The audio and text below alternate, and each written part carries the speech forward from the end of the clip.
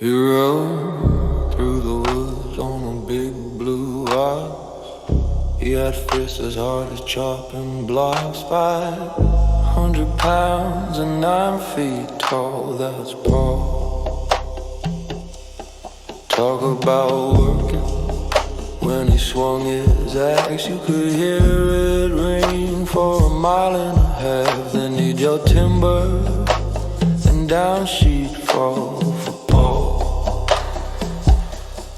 Talk about drinking.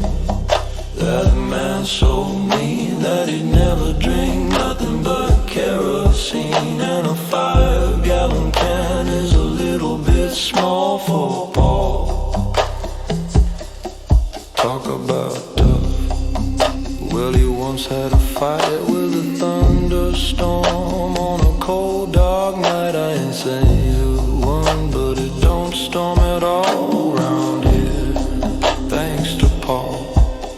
He was 90 years old when he said with a sigh, I think I'm gonna lay right down and die. 'Cause sunshine and sorrow, I've seen it all, says Paul.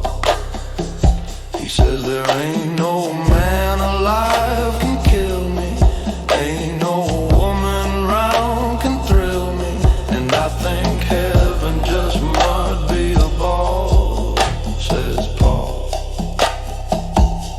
So he died,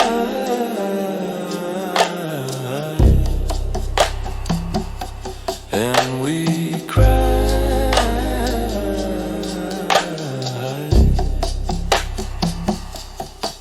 It took 18 men just to bust the ground. It took 24 more just to lower him down. And we covered him up, and we figured that was all for Paul. But late one night, the trees started shaking, the dogs started howling, and the earth started quaking. And out of the ground with a high yaw comes Paul. He shook the dirt from off his clothes. He scratched his butt and wiped his nose. You know, being dead wasn't no fun at all, says Paul.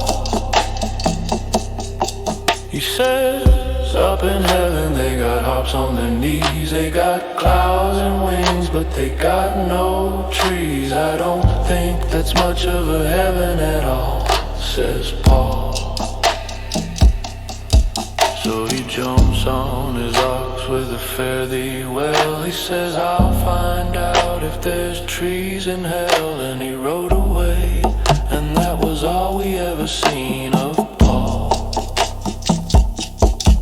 But the next time you hear a timber yell that sounds like it's coming from the pits of hell, then a weird and devilish ghostly wail like somebody's chopping on the devil's tail. Then a shout, a call, a crash, a fall that ain't no mortal man